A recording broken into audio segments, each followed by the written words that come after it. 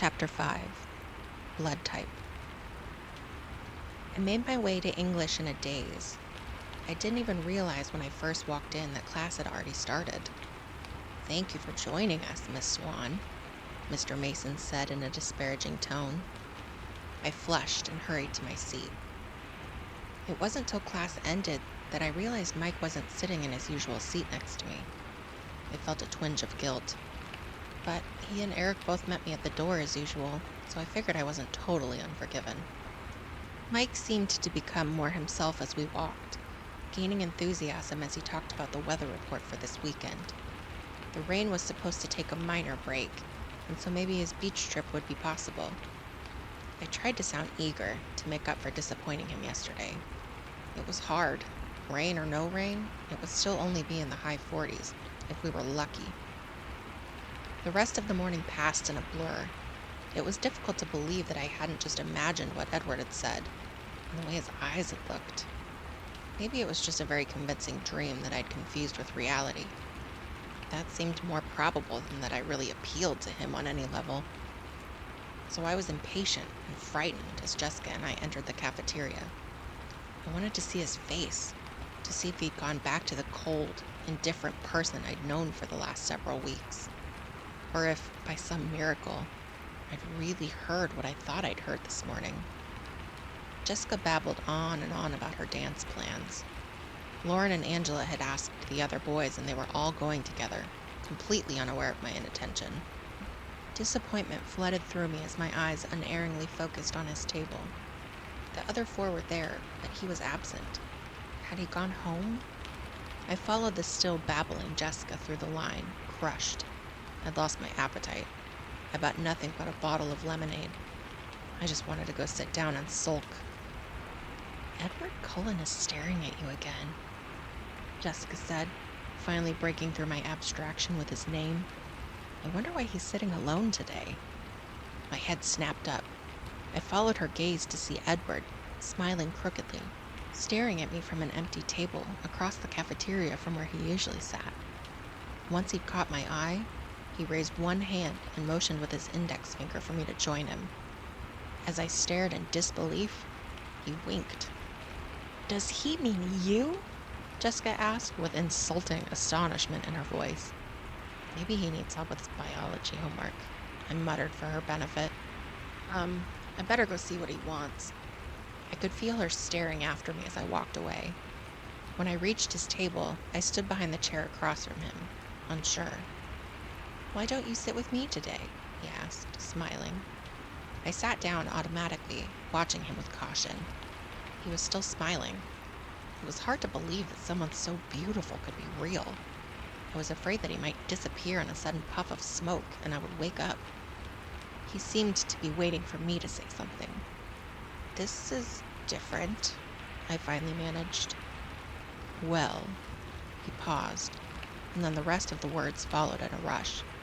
I decided as long as I was going to hell, I might as well do it thoroughly. I waited for him to say something that made sense. The seconds ticked by. "You know I don't have any idea what you mean," I eventually pointed out. "I know." He smiled again, and then he changed the subject. "I think your friends are angry with me for stealing you. They'll survive." I could feel their stares boring into my back. "I may not give you back, though," he said with a wicked glint in his eyes. I gulped. He laughed. "You look worried." "No," I said, but ridiculously my voice broke. "Surprised, actually. What brought all this on?" "I told you. I got tired of trying to stay away from you. So I'm giving up." He was still smiling, but his ochre eyes were serious.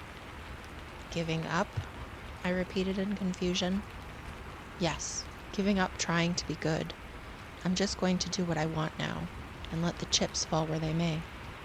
His smile faded as he explained, and a hard edge crept into his voice. "You lost me again." The breathtaking, crooked smile reappeared. "I always say too much when I'm talking to you. That's one of the problems." "Don't worry, I don't understand any of it," I said wryly. "I'm counting on that." "So, in plain English, are we friends now?" "Friends," he mused, dubious. Or not, I muttered. He grinned. Well, we can try, I suppose. But I'm warning you now that I'm not a good friend for you. Behind his smile, the warning was real. You say that a lot, I noted, trying to ignore the sudden trembling in my stomach and keep my voice even. Yes, because you're not listening to me. I'm still waiting for you to believe it. If you're smart, you'll avoid me. I think you've made your opinion on the subject of my intellect clear, too. My eyes narrowed. He smiled apologetically. So, as long as I'm being not smart, we'll try to be friends? I struggled to sum up the confusing exchange. That sounds about right. I looked down at my hands wrapped around the lemonade bottle, not sure what to do now. What are you thinking? He asked curiously. I looked up into his deep gold eyes, became befuddled, and, as usual, blurted out the truth. I'm trying to figure out what you are. His jaw tightened, but he kept his smile in place with some effort. Are you having any luck with that? He asked in an offhand tone. Not too much, I admitted. He chuckled. What are your theories?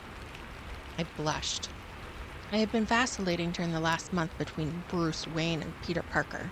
There was no way I was going to own up to that. Won't you tell me? He asked, tilting his head to one side with a shockingly tempting smile. I shook my head. Too embarrassing. That's really frustrating, you know, he complained. No, I disagreed quickly, my eyes narrowing. I can't imagine why that would be frustrating at all. Just because someone refuses to tell you what they're thinking, even if all the while they're making cryptic little remarks specifically designed to keep you up at night, wondering what they could possibly mean. Now, why would that be frustrating? He grimaced. Or better, I continued, the pent-up annoyance flowing freely now. Say that person also did a wide range of bizarre things, from saving your life under impossible circumstances one day to treating you like a pariah the next, and he never explained any of that either, even after he promised. That would also be very non-frustrating. You've got a bit of a temper, don't you? I don't like double standards. We stared at each other, unsmiling. He glanced over my shoulder, and then, unexpectedly, he snickered. What? Your boyfriend seems to think I'm being unpleasant to you. He's debating whether or not to come break up our fight. He snickered again. I don't know who you're talking about, I said frostily, but I'm sure you're wrong anyway. I'm not. I told you, most people are easy to read. Except me, of course. Yes, except for you. His mood shifted suddenly. His eyes turned brooding. I wonder why that is. I had to look away from the intensity of his stare. I concentrated on unscrewing the lid of my lemonade. I took a swig, staring at the table without seeing it. Aren't you hungry? He asked, distracted. No. I didn't feel like mentioning that my stomach was already full of butterflies. You? I looked at the empty table in front of him. No, I'm not hungry. I didn't understand his expression. It looked like he was enjoying some private joke. Can you do me a favor? I asked after a second of hesitation. He was suddenly wary. That depends on what you want. It's not much, I assured him. He waited, guarded but curious. I just wondered if you could warn me beforehand the next time you decide to ignore me for my own good, just so I'm prepared. I looked at the lemonade bottle as I spoke, tracing the circle of the opening with my pinky finger. That sounds fair. He was pressing his lips together to keep from laughing when I looked up. Thanks. Then can I have one answer in return? He demanded. One. Tell me one theory. Oops. Not that one. You didn't qualify. You just promised one answer, he reminded me. And you've broken promises yourself, I reminded him back. Just one theory. I won't laugh. Yes, you will. I was positive about that. He looked down and then glanced up at me through his long black lashes, his ochre eyes scorching. Please, he breathed, leaning toward me. I blinked, my mind going blank. Holy crow, how did he do that? What? I asked, dazed. Please, just tell me one little theory. His eyes smoldered at me. Well, bitten by a radioactive spider? Was he a hypnotist too, or was I just a hopeless pushover? That's not very creative, he scoffed. Sorry, that's all I've got, I said, miffed. You're not even close, he teased. No spiders? Nope. And no radioactivity? None. Dang, I sighed. Kryptonite doesn't bother me either, he chuckled. You're not supposed to laugh, remember? He struggled to compose his face. I'll figure it out eventually, I warned him. I wish you wouldn't try. He was serious again. Because? What if I'm not a superhero? What if I'm the bad guy? He smiled playfully, but his eyes were impenetrable. Oh, I said, as several things he'd hinted fell suddenly into place. I see. Do you? His face was abruptly severe, as if he were afraid that he'd accidentally said too much. You're dangerous? I guessed, my pulse quickening as I intuitively realized the truth of my own words. He was dangerous. He'd been trying to tell me that all along. He just looked at me, eyes full of some emotion I couldn't comprehend. But not bad, I whispered, shaking my head. No, I don't believe that you're bad. You're wrong. His voice was almost inaudible. He looked down, stealing my bottle lid and then spinning it on its side between his fingers. I stared at him, wondering why I didn't feel afraid. He meant what he was saying, that was obvious. But I just felt anxious, on edge, and more than anything else, fascinated, the same way I always felt when I was near him. The silence lasted until I noticed that the cafeteria was almost empty. I jumped to my feet. We're going to be late. I'm not going to class today, he said, twirling the lid so fast it was just a blur. Why not? It's healthy to ditch class now and then. He smiled up at me, but his eyes were still troubled. Well, I'm going, I told him. I was far too big a coward to risk getting caught. He turned his attention back to his makeshift top. I'll see you later then. I hesitated, torn, but then the first bell sent me hurrying to the door, with a last glance confirming that he hadn't moved a centimeter. As I half ran to class, my head was spinning faster than the bottle cap.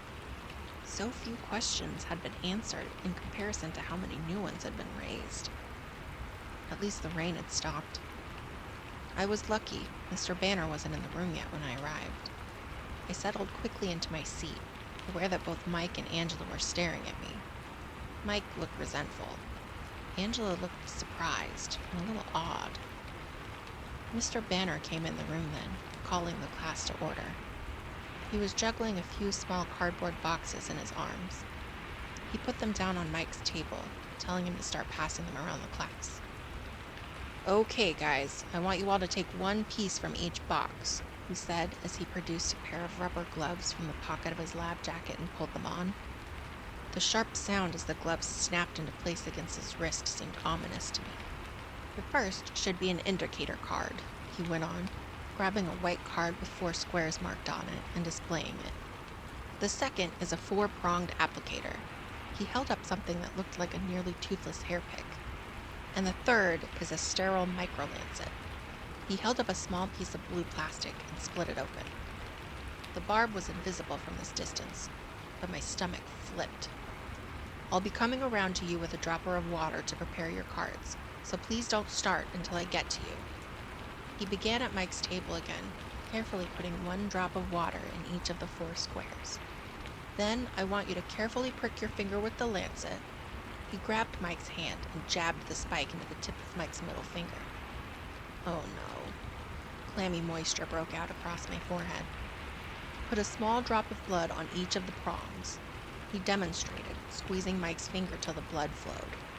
I swallowed convulsively, my stomach heaving. And then apply it to the card. He finished, holding up the dripping red card for us to see. I closed my eyes, trying to hear through the ringing in my ears. The Red Cross is having a blood drive in Port Angeles next weekend, so I thought you should all know your blood type. He sounded proud of himself. Those of you who aren't 18 yet will need a parent's permission. I have slips at my desk.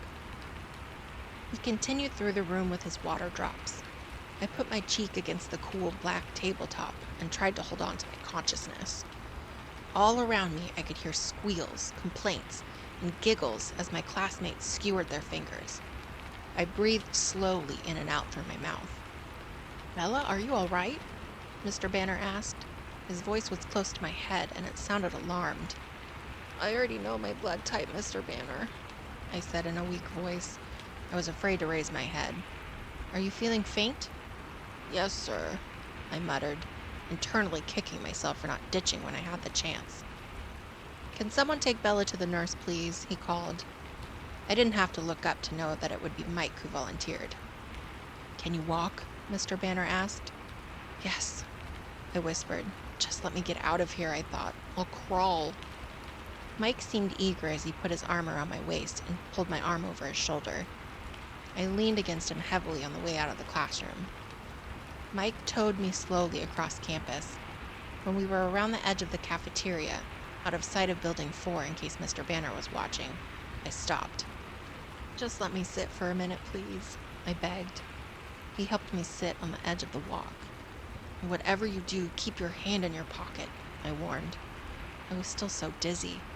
I slumped over on my side, putting my cheek against the freezing, damp cement of the sidewalk, closing my eyes. That helped a little.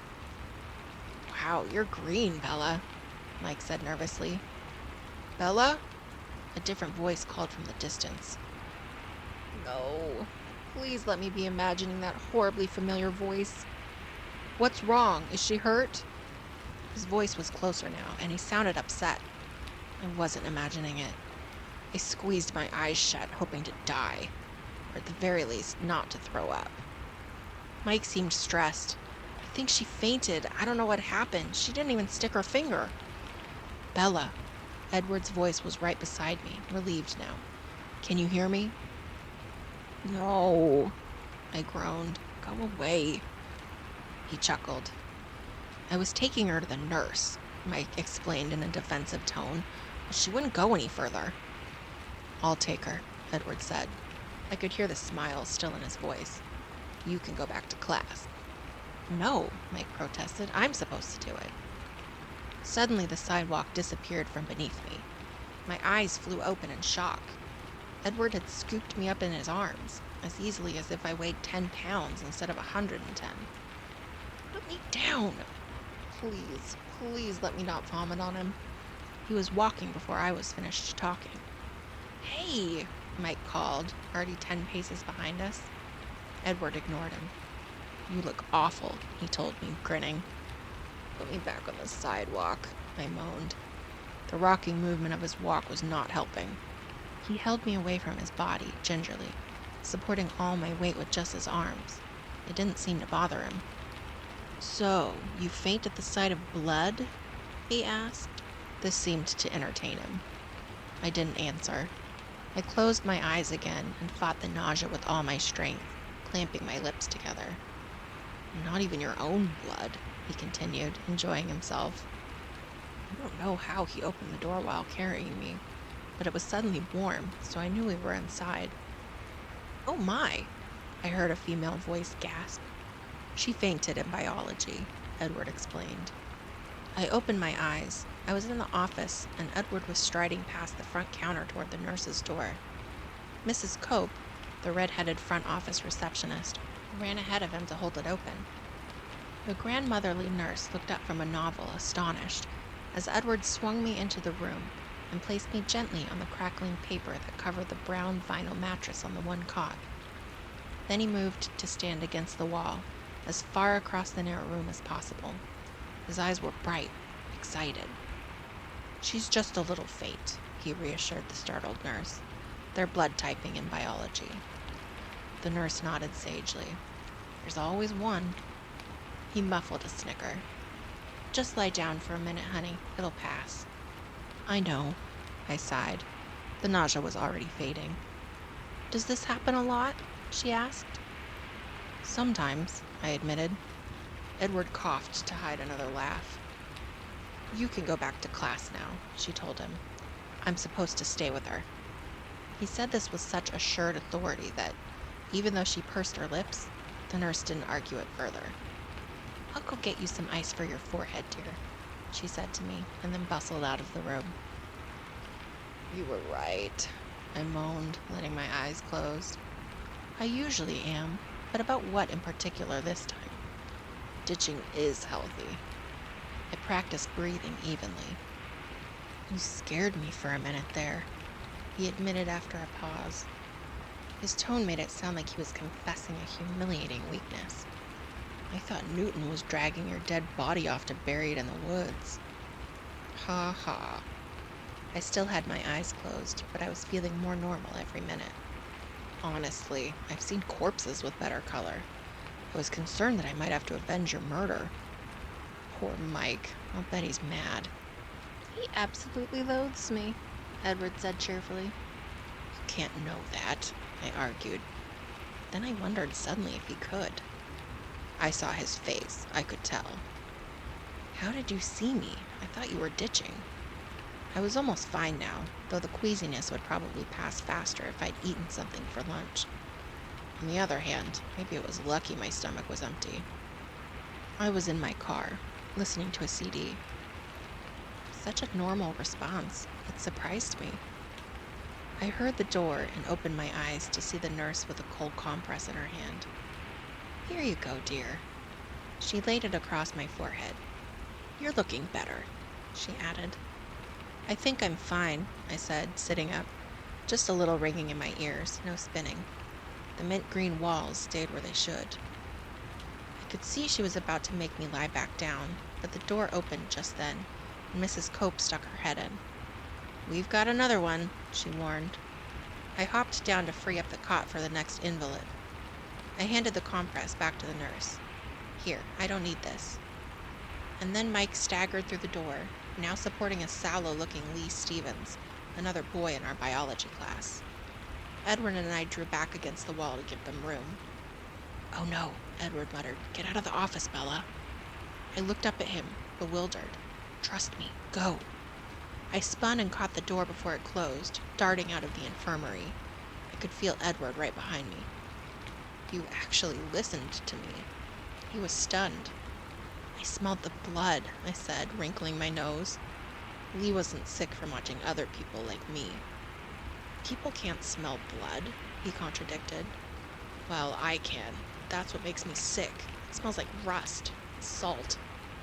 He was staring at me with an unfathomable expression. What? I asked. It's nothing. Mike came through the door then, glancing from me to Edward. The look he gave Edward confirmed what Edward had said about loathing. He looked back at me, his eyes glum. You look better, he accused. Just keep your hand in your pocket, I warned him again. It's not bleeding anymore, he muttered. Are you going back to class? Are you kidding? I just have to turn around and come back. Yeah, I guess. So, are you going this weekend?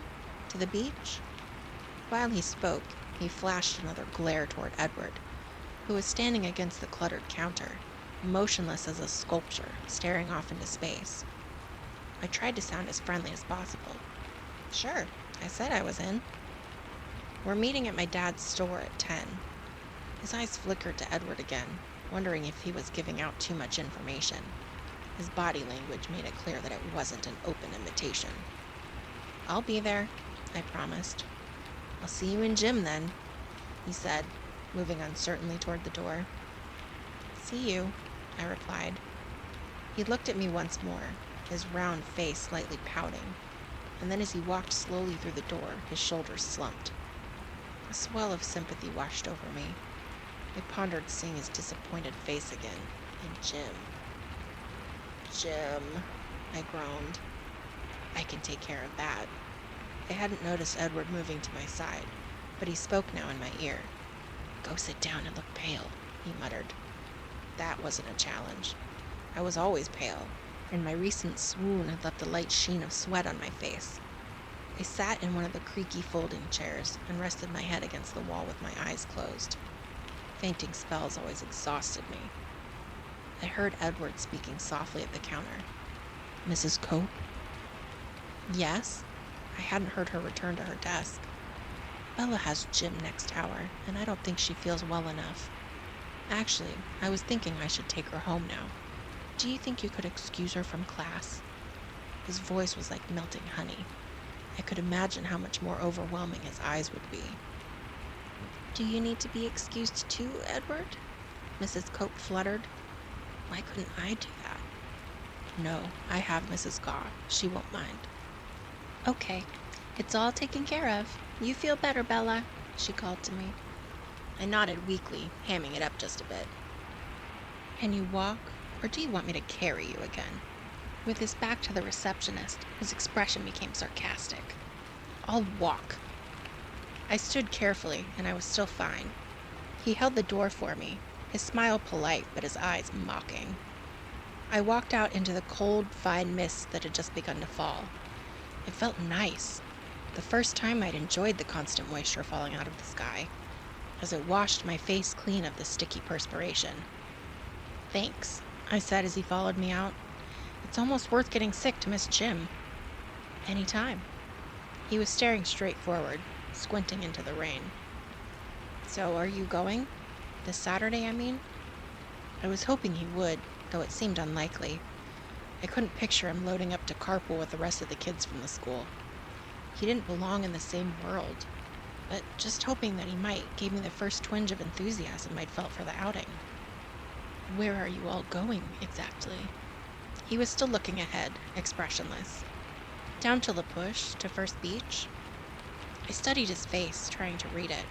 His eyes seemed to narrow infinitesimally. He glanced down at me from the corner of his eye, smiling wryly. "I really don't think I was invited." I sighed. "I just invited you.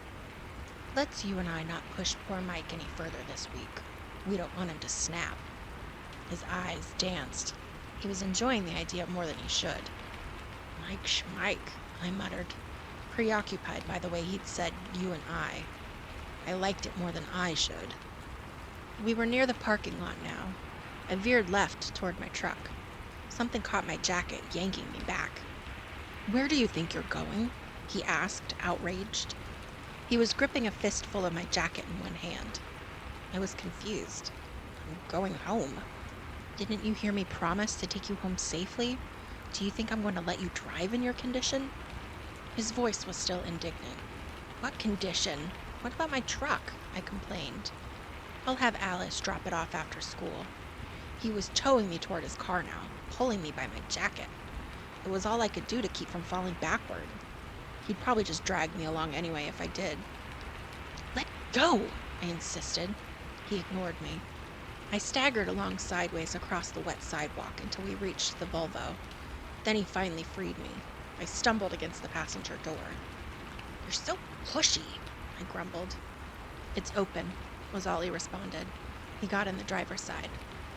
I am perfectly capable of driving myself home. I stood by the car, fuming. It was raining harder now, and I'd never put my hood up, so my hair was dripping down my back. He lowered the automatic window and leaned toward me across the seat. "Get in, Bella." I didn't answer. I was mentally calculating my chances of reaching the truck before he could catch me. I had to admit they weren't good. "I'll just drag you back," he threatened, guessing my plan. I tried to maintain what dignity I could as I got into his car. I wasn't very successful.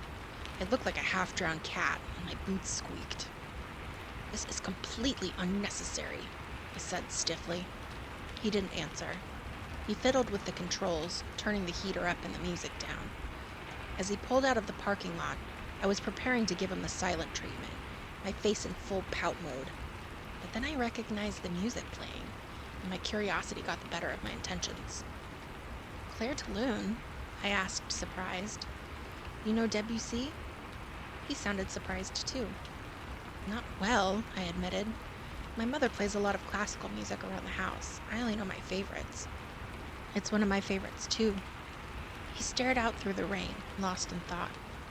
I listened to the music, relaxing against the light gray leather seat. It was impossible not to respond to the familiar, soothing melody. The rain blurred everything outside the window into gray and green smudges. I began to realize we were driving very fast. The car moved so steadily, so even though I didn't feel the speed. Only the town flashing by gave it away. "What's your mother like?" he asked me suddenly. I glanced over to see him studying me with curious eyes. "She looks a lot like me, but she's prettier," I said. He raised his eyebrows. "I have too much Charlie in me. She's more outgoing than I am, and braver. She's irresponsible and slightly eccentric, and a very unpredictable cook. She's my best friend." I stopped. Talking about her was making me depressed. "How old are you, Bella?" His voice sounded frustrated for some reason I couldn't imagine. He'd stopped the car, and I realized we were at Charlie's house already. The rain was so heavy that I could barely see the house at all. It was like the car was submerged under a river. "I'm 17, I responded, a little confused. "You don't seem 17. His tone was reproachful. It made me laugh. "What?" he asked, curious again. "My mom always said I was born 35 years old, and that I get more middle-aged every year." I laughed and then sighed. Well, someone has to be the adult. I paused for a second. "You don't seem much like a junior in high school yourself," I noted. He made a face and changed the subject. "So, why did your mother marry Phil?" I was surprised he would remember the name. I'd mentioned it just once, almost 2 months ago. It took me a moment to answer. "My mother, she's very young for her age. I think Phil makes her feel even younger. At any rate, she's crazy about him." I shook my head. The attraction was a mystery to me. "Do you approve?" he asked. "Does it matter?" I countered. "I want her to be happy, and he is who she wants." "That's very generous. I wonder," he mused. "What?" "Would she extend the same courtesy to you, do you think, no matter who your choice was?" He was suddenly intent, his eyes searching mine. I think so," I stuttered. "But she's the parent, after all. It's a little bit different." "No one too scary, then," he teased. I grinned in response. "What do you mean by scary? Multiple facial piercings and extensive tattoos?" "That's one definition, I suppose. What's your definition?" But he ignored my question and asked me another. "Do you think that I could be scary?" He raised one eyebrow, and the faint trace of a smile lightened his face. I thought for a moment, wondering whether the truth or a lie would go over better. I decided to go with the truth. "I think you could be, if you wanted to." "Are you frightened of me now?" The smile vanished, and his heavenly face was suddenly serious. "No," but I answered too quickly. The smile returned. "So, now are you going to tell me about your family?" I asked to distract him. "It's got to be a much more interesting story than mine." He was instantly cautious. "What do you want to know?" "The Cullens adopted you?" I verified. "Yes." I hesitated for a moment. "What happened to your parents?" "They died many years ago." His tone was matter-of-fact. "Sorry," I mumbled. "I don't remember them that clearly. Carlisle and Esme have been my parents for a long time now." "And you love them?" It wasn't a question. It was obvious in the way he spoke of them. "Yes," he smiled. "I couldn't imagine two better people." "You're very lucky." "I know I am." "And your brother and sister?" He glanced at the clock on the dashboard. "My brother and sister, and Jasper and Rosalie for that matter, are going to be quite upset if they have to stand in the rain waiting for me." "Oh, sorry. I guess you have to go." I didn't want to get out of the car. "And you probably want your truck back before Chief Swan gets home, so you don't have to tell him about the biology incident." He grinned at me. "I'm sure he's already heard. There are no secrets in Forks." I sighed. He laughed, and there was an edge to his laughter. "Have fun at the beach. Good weather for sunbathing." He glanced out at the sheeting rain. "Won't I see you tomorrow?" "No, Emmett and I are starting the weekend early. What are you going to do? A friend could ask that, right? I hope the disappointment wasn't too apparent in my voice. We're going to be hiking in the Goat Rocks Wilderness, just south of Rainier. I remembered Charlie had said the Cullens went camping frequently. Oh, well, have fun. I tried to sound enthusiastic. I don't think I fooled him, though. A smile was playing around the edge of his lips. Will you do something for me this weekend? He turned to look me straight in the face, utilizing the full power of his burning gold eyes. I nodded helplessly. Don't be offended, but you seem to be one of those people who just attract accidents like a magnet. So, try not to fall into the ocean or get run over or anything, all right? He smiled crookedly. The helplessness had faded as he spoke. I glared at him. I'll see what I can do, I snapped as I jumped out into the rain.